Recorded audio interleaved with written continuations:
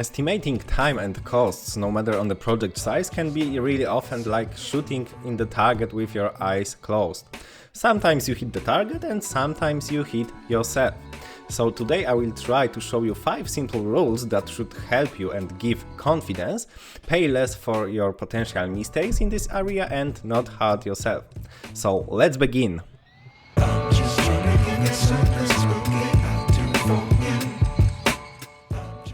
According to Frank Faeth's article, about 66% of IT projects experience partial or total failure. We can interpret this differently, but I think that we all can agree that it is mostly related to our time and money. Who hasn't had to pay extra to salvage the project at least once in their lives? I think that we can call it some kind of standard in IT industry. I believe that estimating time and costs is one of the most common source of problems in IT projects. That's why I would like to share you 5 simple but really powerful strategies gathered over many years and many failures that helped our team reduce the risk related to meeting agreed budget and timelines. Number 1. Make sure that you have at least a basic idea for achieving required results. There is nothing worse for your safety than estimate anything without having at least a basic plan. If you don't have a plan, you estimate blindly, and if you estimate blindly, you are asking for serious problems. Whoever did not work for free because of messing up at the very beginning, raise your hand. Guessing the costs, starting the projects and hoping that it will work out somehow. And in case of any problems, compensating such approach by working at night for free to make up the delay and cover messing up. Classic. But that's not the right path.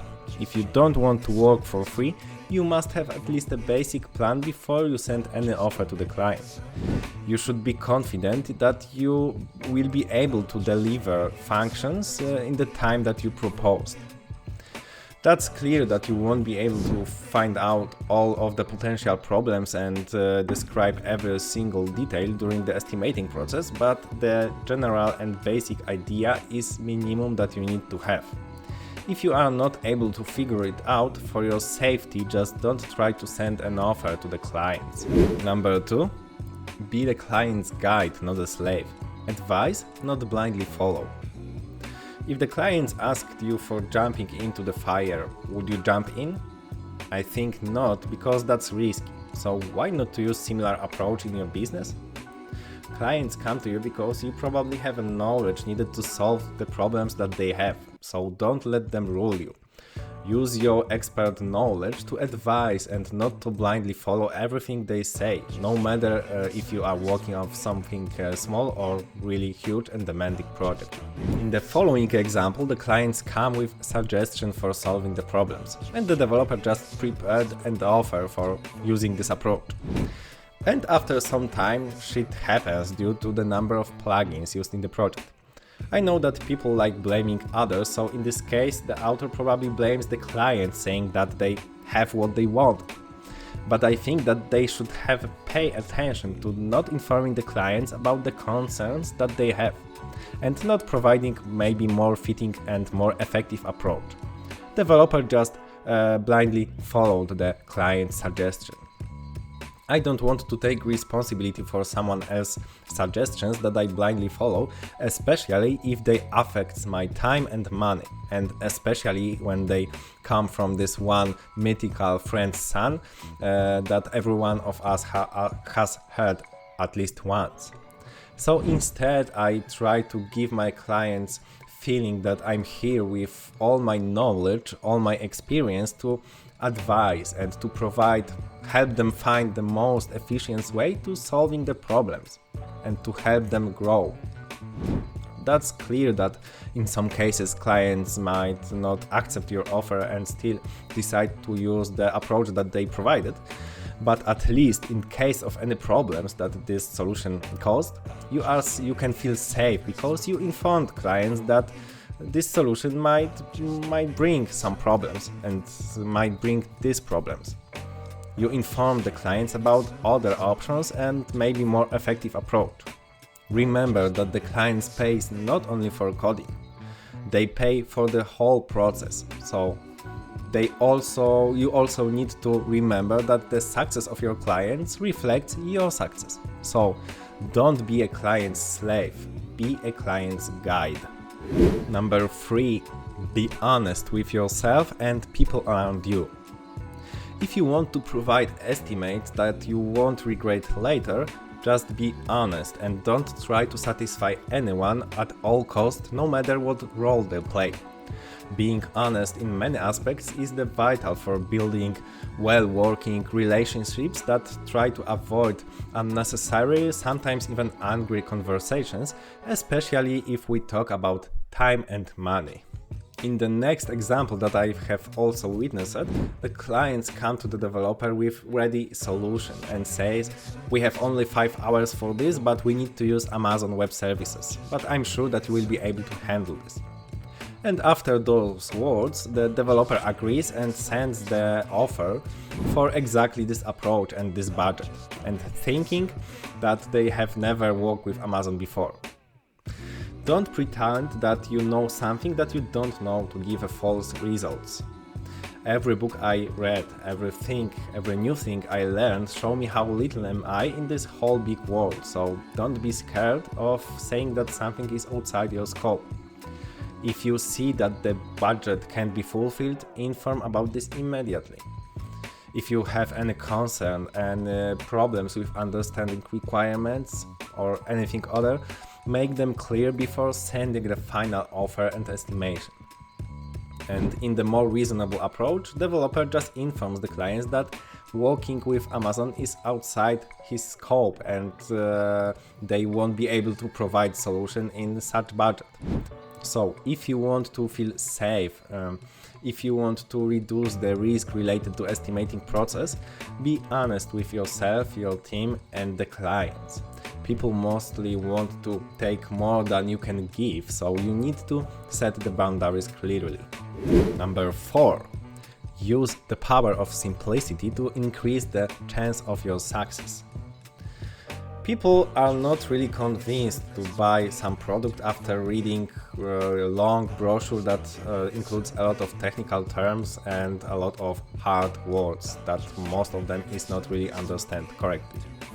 They would rather buy something about reading simple brochure that states, hey, I'm doing exactly what you need, so buy me. Simple things sell better, so use their power during the estimation process and increase the chance of being accepted. Increase the chance of your offer to be accepted. At first, try to understand your listener. Sometimes you might try to prove that you have a knowledge that your client pays for, not in the way you should. You use a lot of complicated terms, ask a lot of technical questions and try to show that you know a lot of things. But you need to understand that your listener might have no clue what are you talking about. So in the following example, developer tries to estimate the server costs and ask the clients if they would like to use shared server or container infrastructure. And these non-technical clients have no clue what are they, so they are not able to answer this. Try to understand your listener and don't ask the questions that your clients won't be able to answer. Ask simple questions instead, because they will help you find out the real client's needs, which will make the whole estimating process easier. In the more reasonable approach, we are asking about infrastructure, but in simple way. We are asking, for example, about the number of users we need to handle at monthly and about the plans for the future.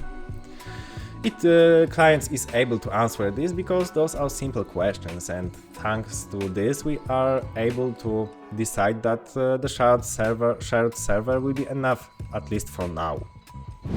At second, avoid using terms that you don't know well.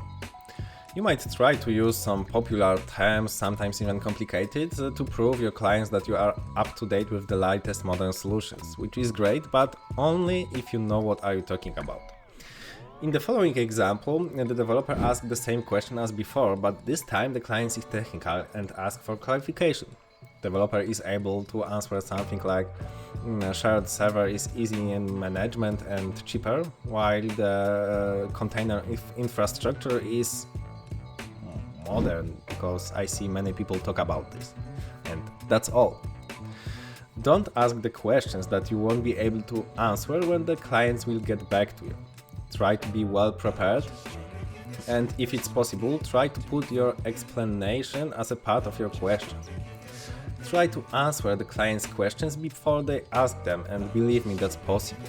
And in this more reasonable approach, developer process those steps and ask the questions, provides recommendation, additional information, and just provides everything the client needs to know in one simple message. It reduces the time spent on the communication process and helps the clients decide in really and fast way. So just be simple. Simplicity is vital for reducing the time spent on the estimating process and the communication process, and improves the chance of being accepted and chance of success a lot.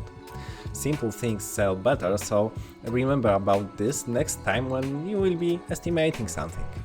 Number 5. Something is better than nothing, so always try to give a value, even the smallest one. There is no more honest answer for how long will it take than I don't know.